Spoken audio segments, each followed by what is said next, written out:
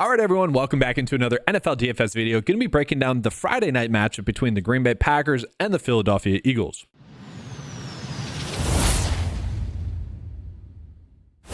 Now, this should be a pretty fun matchup between these two teams that are arguably two of the top 5 teams in the league that have a chance at making the Super Bowl and winning the Super Bowl is kind of what I should say. Some people might doubt that with the Green Bay Packers being the youngest team in the league, even more so than last year, which is a crazy stat. You know, they make the playoffs and get younger. That's weird.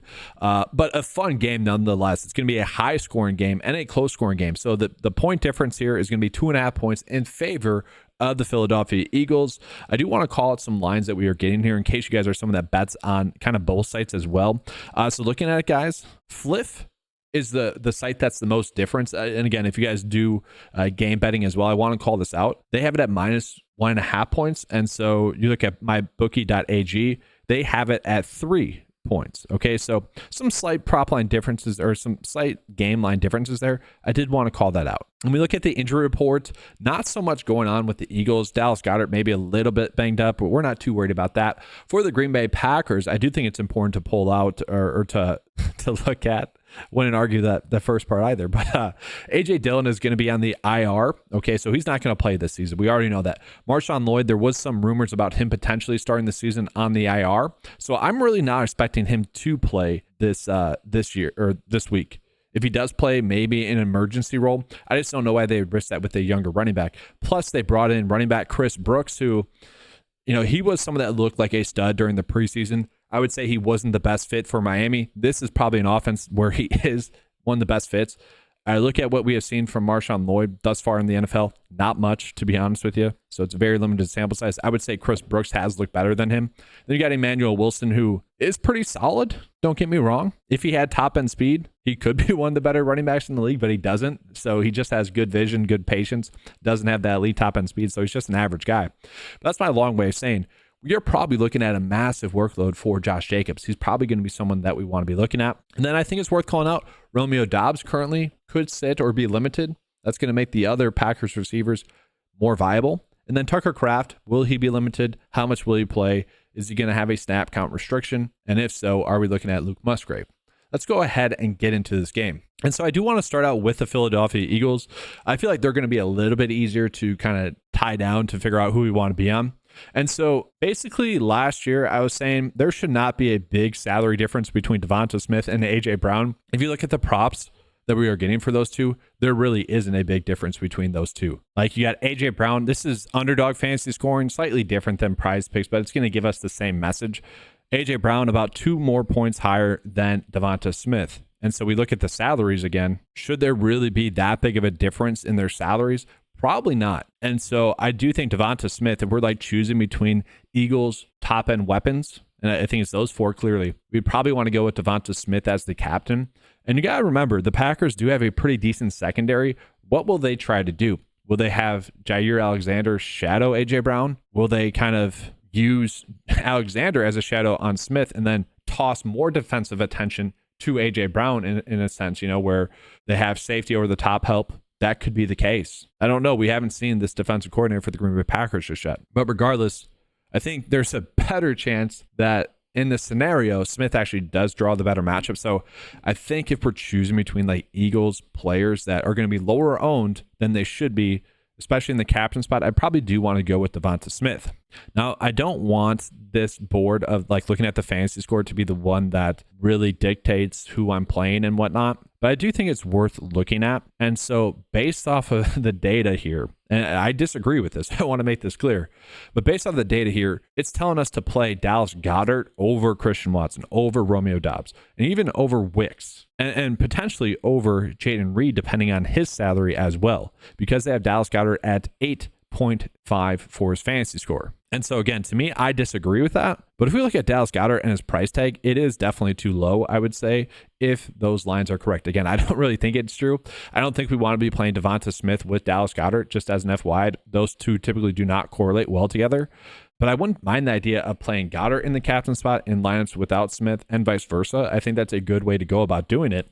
Goddard is someone that is a little bit touchdown dependent. We are going to need him to score a touchdown. So if you are playing him, I would suggest playing him with Jalen Hurts, because those two should heavily correlate together, where you can get away with playing Devonta Smith without Hurts. You can get away with playing AJ Brown without Hurts. But I don't think we want to go crazy with that. Now, Jalen Hurts, as we saw, is going to be the player that Vegas thinks has the highest likelihood to score the most fantasy points in this game. And he is somewhat priced that way. At the same time, he is priced kind of cheap. So I do think we can easily get to Jalen Hurts if we choose to do so. If you guys want to play Dallas Goedert, again, I'm kind of fine with that. Here's an example of what you could do, kind of favoring what the Vegas data is saying. Again, I mostly disagree with this, but I could see a path to doing that. In terms of kickers, I'm fine playing either of them for both teams. Just project them to get around 7 points. For the defense, this is a high-scoring game. Probably don't need to play them. Could they get lucky with maybe a kickoff touchdown, special teams touchdown with the new rules? Maybe. I don't know. There's always, I think that's more of a factor this year than any year in the past. If you're doing 150 lineups, yeah, you want to mix in the defenses. Don't go crazy with it. From there, I don't really care who we go with next. Maybe Gainwell gets some work. I doubt it. Maybe Will Shipley get some work. I don't really care about the RB3 there. They are cheap. If you want to toss them in a little bit, you can. Do I want to mess with Jahan Dotson? No, I don't. And so I do think we can probably get to AJ Brown or Saquon Barkley. Saquon Barkley is a player I didn't really mention just now. I'm happy to get to Saquon Barkley. Again, I don't want to use this kind of data. This is PrizePicks fantasy scoring. Again, I don't want to use this too much. And here we can show PrizePicks scoring. It's a little bit different just in terms of how they value players, but Saquon Barkley at 13.5 for PrizePicks scoring. This is full point PPR. It's telling us we'd rather play Josh Jacobs and Jordan Love. Given their prices, I think we would rather do that as well. I'm not saying Barkley's a bad play. I like Barkley. He should be a safe play as well. Like in cash, I think he makes a lot of sense. I think he could be a little bit more expensive, but by playing 3 Eagles players, and I actually don't mind this route. Again, if we're playing Goddard, we're not going to want to play Smith, and maybe we don't want to play Brown. That would probably tell us that we want to play Barkley. I would imagine that Jalen Hurts and Barkley together is going to be somewhat unique as well, so I don't mind that. But let's go ahead and get into the Green Bay Packers. And again, I mentioned Dobbs might be banged up, got a hand injury, and if he does have a hand injury, that could really limit his production on the field, because what does he do? He wins a lot of the fade routes in the end zone. He's one of the best in the league at that. That's why he's starting for the Green Bay Packers. That's why they like him. In terms of talent, he might be 4th on the list overall. He's just very good at a specialty. He's kind of James Jones 2.0, if you will. But look at the pricing that we're getting for the Green Bay Packers. This is insane. You got Jordan Love, who arguably ended the season as the best quarterback in the league last year. Top three to not make the crowd mad. If you guys recall last year, I was hyping up Jordan Love even when people were dogging on him. Okay. I've got myself a good leash with that. But we look at it, guys. He was easily the most consistent quarterback last year, besides one bad game in primetime where his team did not show up, and I would argue he didn't show up as well. But besides that one bad game where the whole team did not show up in primetime, they're a young team, remember. Maybe they just weren't ready for the bright lights of Thursday Night Football, Thanksgiving as well. There's 2 early primetime games that they struggled in. And then later on in the season, they got adjusted to it. This is a primetime game in Brazil. We do have to worry about the field quality as well. That is a variable there. But my goodness, Jordan Love at 9.8 against the Philadelphia Eagles, who were the worst pass defense in the league last year. I think we all assume they're going to be better. Maybe not that much better. So you get arguably one of the best quarterbacks in the league last year against arguably one of the worst teams in the league last year. This is insane. I don't really get it, honestly. Like, we want to be playing Jordan Love. And then from there, this is probably the most egregious pricing I've seen, and we probably will see this season. Christian Watson is at 5.6 this week, okay? If you want to play him in the captain spot, he's at 8.4. And so this is where I'm struggling to play any Eagles player in the captain spot, because you can get Christian Watson, who, by all intents and purposes, is going to be the top receiver for the Green Bay Packers, assuming he stays healthy. I know that's a big variable. That's why in some drafts he's going later than Jaden Reed in like basketball drafts, season-long drafts. But in terms of upside, would anyone be shocked if Christian Watson ended up as the top receiver in fantasy football? I wouldn't be. He has all the profile to be one of the best in the league. An elite jumper, elite speed, decent in open field. When he's looked healthy, when he's been healthy, he's looked elite. The issue is he's never healthy. I get that. But he's healthy heading into week 1. Why is he cheaper than Romeo Doubs? Why is he cheaper than Jaden Reed? This just doesn't make sense. This is strange. And sure, maybe he is risky. Maybe I'm a little bit off about Christian Watson. That doesn't matter if we're playing him in the captain spot. We are shooting for that upside then, right? We are shooting for that boosted payout. This is insane. So my way of saying this is, if you are playing Christian Watson, I probably would suggest playing him in the captain spot because he does have the ability to really go off. Now, again, I don't want to go too crazy with this data here, but if we look at it, guys, in terms of like the edge that we are getting in props betting, and if you guys want access to this stuff, head on over to 9to5sports.com. You get access to this for just $10 a month. Actually, promo time real quick. You can use the promo code Keep Cashing to get 20% off your first 9to5 membership. So you get it for $8 a month for that first month. You also get access to the lineup builder that I'll show you guys at the end of this video. But Christian Watson is the play that, based off of the Vegas lines that we're getting, on PrizePicks and Underdog, you would want to bet is under fantasy score. Again, I'm disagreeing with that. What you also see here, though, and I think this is important, is that we'll sort it by fantasy score here. Christian Watson is at 9, Romeo Doubs is at 9, and Jaden Reed is at 10. Again, that really sums up that pricing is just ass. Okay, that is not good pricing. At the same time, you could argue, well, Wicks is only at 7. I wouldn't disagree with that. If Dobbs is going to be limited, if maybe Dobbs is out, then Wicks becomes a great play as well. But that was pretty shocking to me, guys. From there, I don't mind the idea of mixing in some Wicks. Again, this was one of the worst pass defenses in the league. We probably do want to get some of Wicks, maybe Reed. We probably want to get 2 of the Green Bay Packers receivers into our builds. If you don't, you could get to Luke Musgrave, who I did not like Luke Musgrave. I think Tucker Kraft is better. But if Tucker Kraft is going to be limited, which I kind of expect him to be, at least in week 1, it's a long season, right? You're playing on a shitty field, most likely. I don't want to say that, guys. I haven't seen the field, but typically speaking, we have seen that fields overseas are not as good as normal fields. It's not overseas, I guess, either. But you guys get the point there. I don't mind Luke Musgrave. I think I would rather play Tucker Kraft at $2,000 cheaper and hope that he plays 50% of the snaps, because if he does, he should be a great play. Like we saw him get 6 targets, 3 targets. Like if he is playing in this game, if he's healthy enough to play, I don't see how they put the cat back in the bag. Like he is someone that is talented. He should get a bunch of targets. He will not get a 0 if he is indeed not limited. So if we're looking for value, I would say that's what we want to go with. From that point on, maybe Emmanuel Wilson, someone that we're looking at. He was limited in practice.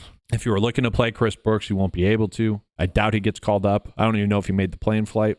And then looking at Josh Jacobs, he is priced up. I do think he's going to be a very safe target for us. I would say if you are not playing Jordan Love, you absolutely need to be playing Josh Jacobs. That'd be the path I would go with there. Josh Jacobs, I was really shocked at his ADP in best ball drafts. Season-long leagues, he started to go a little bit earlier. But he should be a workhorse for them. I don't really get the argument that he won't be. The argument is, oh, Matt LaFleur has never had a workhorse running back. And I would say, yes, that's the point. He's never had a workhorse running back. Aaron Jones is not a workhorse running back. You can't give him that amount of work throughout the full season. A.J. Dillon is not that good. Derrick Henry was a workhorse when he was in Tennessee for the most part. But at the same time, he's not a third down back. He's not going to catch the ball in the backfield. He has never had a workhorse running back, which is why Josh Jacobs should have been going earlier, because he is the definition of a workhorse running back. He can block well. He can catch the ball pretty well for a running back. And he's one of the better inside rushers in the league, which is what they need. And so, yeah, I think we want to begin to some of Josh Jacobs. Again, I don't know if I exactly want to play Love and Josh Jacobs together. If we go this route, we are probably forced to play Tucker Kraft. I don't know if we need to do that. Again, we could just take the salary savings, go with someone like Jaden Reed, could go to Wicks, and I'm pretty happy with this. Now, do we want to be going 4 Packers, 3 Eagles? That's the biggest question. I would say this is our best route to make the best lineup possible, though. And if you want to get a little bit different, you could go Dallas Goedert in there. Again, I'm fine with that as well. It's a decent route to go. And I like the lineups that we're building. So let's go ahead and take a peek at the 9-to-5 lineup builder, see what that's spitting out to us. All right, so jumping into that showdown slate here, so many slates available now. What we do need to do to make this work is just give it some sort of data point to go off of here. So we're just going to round to the nearest value here for these guys. So 33 for Jalen Hurts, 23 for A.J. Brown. I just want to get a sense of what the data is telling us is going to be a good lineup, what the lineup builder is telling us that would be a good lineup. And this is stuff that will continuously update up until lineup lock. It will include projections eventually. Ownership projections eventually. But looking at the top build that's spitting out to us, and I kind of want to see the player projections. So 50% or 57%, kind of interesting there, I would say. The top build, however, just did 4 Green Bay Packers. top build would be Hurts, Packers kicker, Jake Elliott. I don't want to do that, guys, on the slate specifically where it's going to be this high scoring. What I would do, and I'll do it right now, Jake Elliott, flex, and then Hayden is his name, I think. What is his name? Braden. When my lineup includes one of those two, I want at most one. So I don't want those two paired together. And so that adjusts this lineup slightly. Marshawn Lloyd probably won't be playing. Kenneth Gainwell, we'll see. Again, closer to lineup flex, we'll get that. But it is really trying to do more of a studs and duds approach. Let's see the players' exposures. Jordan Love, 85%. That makes sense to me. Barkley, 85%. That does make sense. Jake Elliott, don't need to begin, 75%. I would adjust that down to honestly like 15. I don't need to go that high. Then Gainwell, maybe 10. He probably would be the backup running back that I would want, but I don't think that role is guaranteed for him. From there, I would want to lock in, again, probably 25% Christian Watson captain. But we get a good sense of what the data is, or what the lineup builder is kind of telling us is the best lineup path right now. But that's going to be all for this video. Again, if you guys want access to that lineup builder, it is available at 9to5sports.com for just $10 a month. But if you use the promo code KEEPCASHING, you'll get your first month for just $8 a month. You get 20% off. Again, I'm doing that because we reached 20K on YouTube. I appreciate that, guys. Keep it up. Make sure to subscribe to this channel. Going to be covering NFL throughout the whole season. Make sure to give a like to the video as well. Seriously, guys, that helps the channel out a lot more than you guys think. Thank you guys for watching. Good luck on the slate. And as always, let's keep cashing.